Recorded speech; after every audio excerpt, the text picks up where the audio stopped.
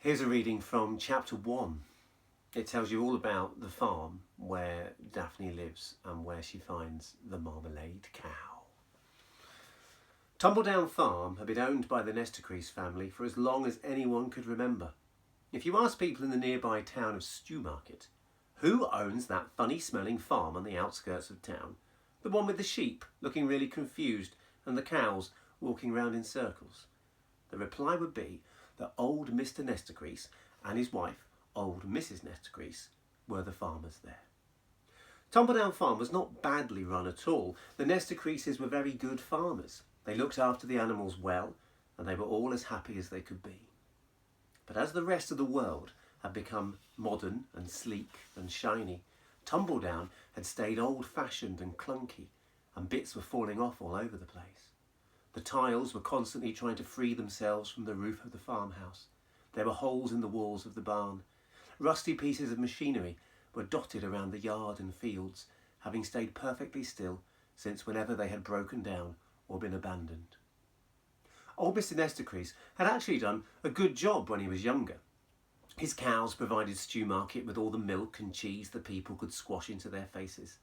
Every week on market day, he would bring eggs and meat and flour and fruit to sell.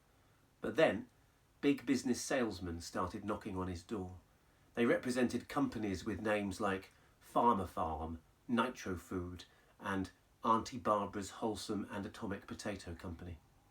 Most of them, however, were from a corporation called Agrovate, a large organisation that not only sold chemicals to farms, but also controlled the fresh water supply to the town, owned most of the factories, and even the bank. Agrovate offered chemicals to help old Mister Nestecrease be a better farmer, and he fell for their lies completely. He bought chemicals to stop the cows getting sick, chemicals to keep bugs off the fields, and chemicals to kill weeds. The chemicals worked at first, but then he found the cows just got worse illnesses. The bugs became bigger, and new weeds found their way into the fields. The old farmer had to buy stronger and more expensive chemicals from the same salesman, and soon he was in debt to Agrovate and a bunch of other companies too. After a while, old Mrs. Nestecrease spent more and more time in bed watching TV, despairing at what their farm had become.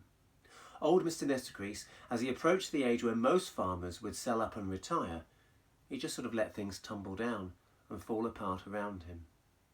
The cows still got milked, of course, and the crops still got grown and harvested.